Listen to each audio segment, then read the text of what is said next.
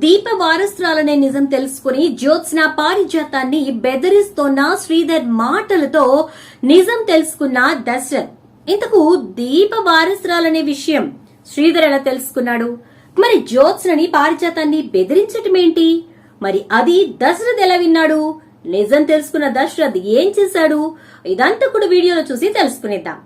కార్తీక దీపం, ఇది నవ వసంతం. అప్కమింగ్ ఎపిసోడ్స్ లో ఏం జరగబోతోందనేది ముందుగా తెలుసుకోవడానికి వీడియోని లైక్ చేసి ఛానల్ ను సబ్స్క్రైబ్ చేసి పక్కనే ఉన్న బెల్ ఐకాన్ లో ఆల్ ట్యాప్ చేయడం మర్చిపోకండి.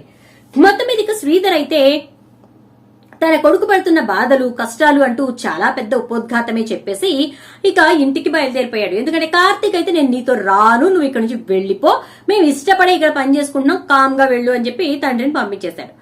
ఇంటికి వెళ్లేసరికి కావేరి అటుంచి కాశీని స్వప్నని పిలిచి భోజనం పెడుతోంది. ఎవరికి నేనంటే లెక్క లేకుండా పోయింది. ఖచ్చితంగా ఏదో ఒక రోజున నేనేంటో చూపిస్తాను అని చెప్పి శ్రీధర్ గట్టిగానే అంటాడు. ఇక తరువాత జ్యోత్స్న పారిజాతం ఇద్దరు కూడా కార్తీక్ దీపంలో వచ్చిన మార్పు గురించి మాట్లాడుకుంటూ ఇంట్లో మనం ఏం మాట్లాడుకున్నా తెలిసిపోతుంది, కానీ సైలెంట్ గా బయటకు వెళ్దాం పద అని చెప్పని అంటుంది పారిజాతం.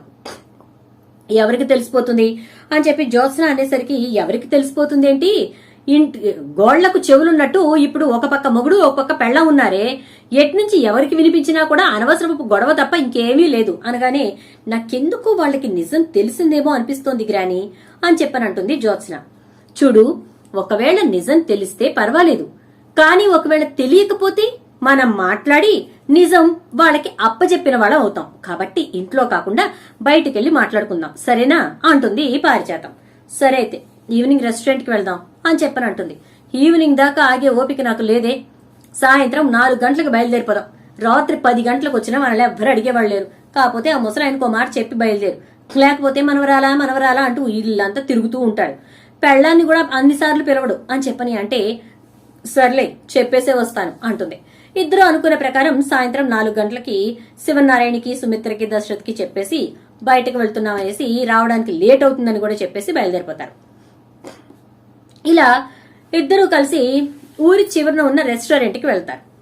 అలా వెళ్లి ఇద్దరు కూర్చుని ఆర్డర్ ఇచ్చేసిన తర్వాత నిదానంగా తింటూ ఇద్దరు మాట్లాడుకుంటూ ఉంటారు. గ్రాని, నాకు డౌట్ వచ్చింది. అసలు నువ్వు ఆ రోజున నన్ను దీపని నా ప్లేస్ లో పెట్టాలని, అదే రోడ్డు మీద పడేయాలని ఎందుకు అనుకున్నావు అనగానే ఏంటే ఏం మాట్లాడుతున్నావు? నిన్ను దీప ప్లేస్ లో పెట్టడం, దీపని నీ ప్లేస్ లో పెట్టడం ఏంటి అసలు? ఇది దీప ఎందుకు వచ్చింది మధ్యలో? నేను నిన్ను తీసుకెళ్లి సుమిత్రా దశరథుల కూతుర్ని చేశాను, అంతే తప్ప దీప ప్లేస్ లో పెట్టలేదు అని. ఒసే జ్యోత్స్న, నువ్వు నా దగ్గర నిజం దాచిపెట్టావు కదూ? అంటే దశరథ్ సుమిత్రల కూతురు దీపేనా? ఈ విషయం నీకు తెలిసింది కదూ? అందుకోసమే దీప మీద నువ్వు కొత్తగా అంత రివెంజ్ తీర్చుకునే పనులు చేస్తున్నావు కదూ అని చెప్పేసి పారిజాతం అంటుంది. అబ్బా, దొరికిపోయానా అనుకుంటూ ఉంటుంది జ్యోత్స్న. ఏమే చెప్పు, ప్రతి విషయాన్ని నీతో నేను షేర్ చేసుకుంటాను, ప్రతి బాధని చెప్తాను, ప్రతి సంతోషాన్ని చెప్తాను. అంతెందుకు, నిన్నింత గొప్ప స్థితిలో చూడటం కోసమే కదా ఆ రోజు నేను అంత పని చేసింది. మరి నాకు కూడా ఎందుకు నిజం చెప్పలేదే అనగానే ఒక పక్క నేను పెడుతున్న టార్చర్ కి అది రివర్స్ కౌంటర్స్ ఇవ్వడం మొదలు పెడితే నేనే తట్టుకోలేకపోతున్నాను, నువ్వెక్కడ తట్టుకుంటావు అని అంటే, అవన్నీ కాదు, నీకు నిజం ఎప్పుడు తెలుసు, దీపే ఇంటి వారసురాలని ఎప్పుడు తెలుసు అని అంటే, సరే నువ్వు అడుగుతున్నావు కాబట్టి నిజాలన్నీ చెప్తాను, తట్టుకునే శక్తి ఉందా? మధ్యలో కళ్ళు తిరిగి పడిపోగ్గరాని అని చెప్పనంటుంది. ఏంటో చెప్పు అని చెప్పనంటే, నేను ఒక రోజున దీపను చంపటం కోసం మనుషుల్ని మాట్లాడటానికి మైకల్ దగ్గరికి వెళ్లాను. ఆ రోజు నీ కొడుకు, అదే దాసు గారు నన్ను చూసి వాళ్ళని కలవనివ్వకుండా యువతలకి లాక్కొచ్చాడు. ఏంటి సంగతి అని మాట్లాడాడు. నువ్వు దీపకు హాని చేస్తాను అంటే ఎట్టి పరిస్థితుల్లో నేను ఊరుకోను, వెళ్లి నేను దశరథ్ అన్నయ్యకి చెప్పేస్తాను అన్నాడు. అనేసరికి ఇంకప్పుడు సరేనని చెప్పి నేను చాలా జాగ్రత్తగా ఎవరికీ తెలియకుండా మేనేజ్ చేసుకుంటూ వస్తున్నా. ఆ రోజున ఆయన బ్యాగ్ లో నుంచి బయటపడినటువంటి కుబేర్ ఫోటో చూసే నేను ఇది దీప నాన్న ఫోటో కదా అని అంటే, అప్పుడు చెప్పాడు నీ కొడుకు దీపే ఈ ఇంటి వారసురాలు అని చెప్పి. అనగానే ఆ రోజున తెలిసిన నిజాన్ని ఈ రోజు వరకు నాకు చెప్పలేదా అంటే, ఇప్పుడు ఇంకో నిజం చెప్తున్నాను విను. నీ కొడుకు తల మీద అంత బలమైన గాయం తగిలి నీ కొడుకు గతాన్ని మర్చిపోయాడు కదా, అదంతా ఎందుకు జరిగిందనుకుంటున్నావు? ఎవరు చేశారనుకుంటున్నావు అంటుంది. ఎవరు చేశారే అని చెప్పి పారిజాతం అడుగుతుంది. ఇంకెవరు చేశారు? నేనే. నీ కొడుకు ఓవర్ యాక్షన్ చేసి మా నాన్నకి అంటే నన్ను కనని తండ్రికి నిజం చెప్తాను అన్నాడు. మరి నన్ను కన్న తండ్రి నా గురించి ఆలోచించకుండా నన్ను కనని తండ్రికి నిజం చెప్పేస్తాను అని చెప్పానంటే నేను ఊరుకోలేను కదా. ఇంత కష్టపడి నువ్వు నన్ను నా స్థానంలో నుంచోపెట్టింది ఈయన గారెళ్ళి ఆయనకి చెప్పేయడానిక కాదు కదా. అందుకోసమే తప్పైనా తప్పలేదు, నీ కొడుకు తల మీద గట్టిగా కొట్టాను గార్డెన్ లో ఉన్న రాడ్డుతో అని చెప్పని అంటుంది. ఏంటి, గార్డెన్ లో ఉన్న రాడ్డుతో నా పిచ్చి కొడుకు తల మీద కొట్టావా? అసలు నువ్వు ఎలాంటి దానివే? నిన్ను తయారు చేసినందుకు నన్ను నేను చెప్పుతో కొట్టుకోవాలి. అసలు నువ్వు నేనే అంటే నాకంటే 4 గింతలుగా తయారైపోయావు.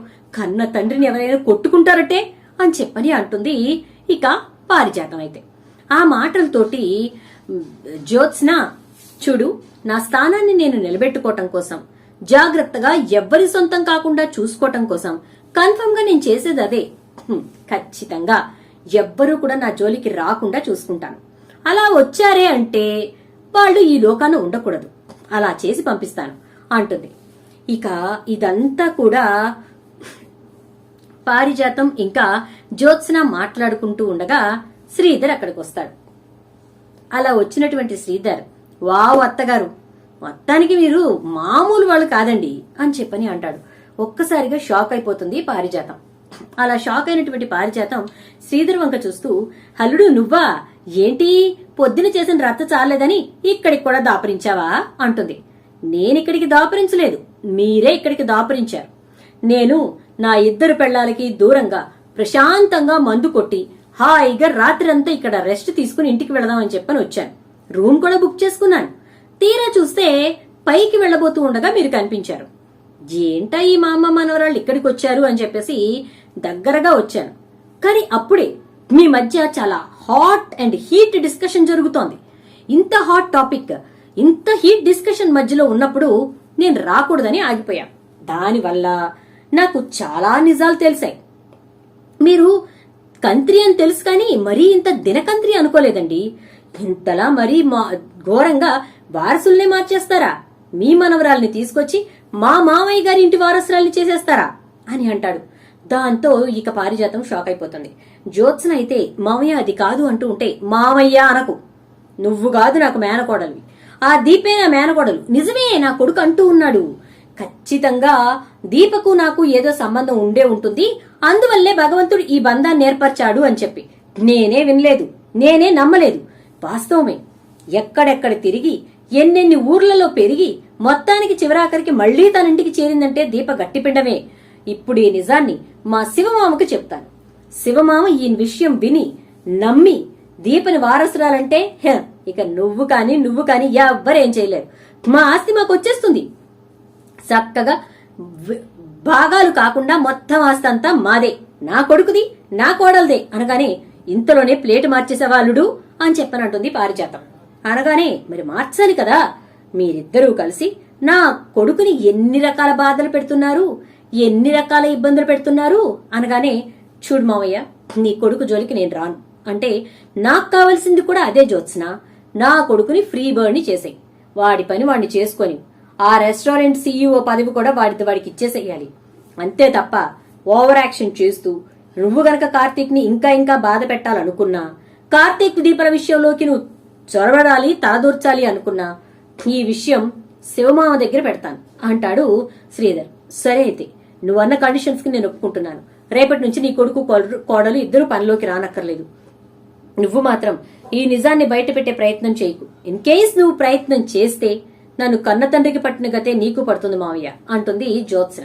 ఎంతకైనా తెగించిందానివి, ఏమైనా చేస్తావు, అవన్నీ నాకెందుకులే గాని నాకు కావాల్సింది నా కొడుకు సంతోషంగా ఉండడం. సో వాళ్ళిద్దరిని నువ్వు ఫ్రీ చేసే చాలు అని చెప్పేసి శ్రీధర్ అంటూ ఉంటాడు. ఈలోపు ఇదంతా కూడా దశరథ్ వింటాడు.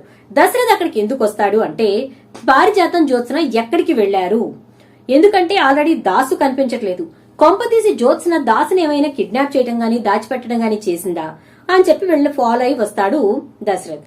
ఇలా ఫాలో అయి వచ్చినటువంటి దశరథ్ వీళ్లకు కనిపించకుండా వేరే టేబుల్లో కూర్చుని ఉంటాడు. ఎప్పుడైతే వీళ్ళిద్దరూ మాట్లాడుకుంటూ ఉంటారో అదంతా ఓ పక్క నుంచి శ్రీధర్ వింటూ ఉంటే ఒక పక్క నుంచి దశరథ్ వింటాడు. ఇది విన్నటువంటి దశరథ్ ఒక్కసారిగా షాక్ అవుతాడు.